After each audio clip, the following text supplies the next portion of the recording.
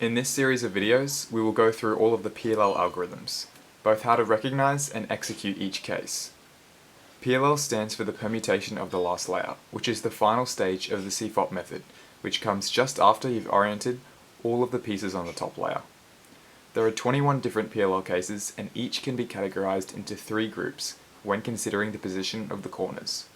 The first and easiest group is the edge-only PLLs. You'll know you've got one of these when all of the corners on the top layer are solved, leaving only the edge pieces remaining to solve, as you can see here. The second category is the adjacent corner swap. You can tell that a PLL is an adjacent corner swap if you notice that on one side there is a pair of matching corner stickers and no other side has that same matching pair.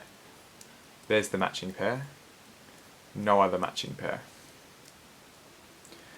The final category is the diagonal corner swap. This is when there are no same colored pairs of corner stickers on the side of the cube. In this series, we will go through the edge-only PLL algorithms first, then the adjacent corner swap, then finally the diagonal corner swap. Learning with these categories in mind may simplify the learning process.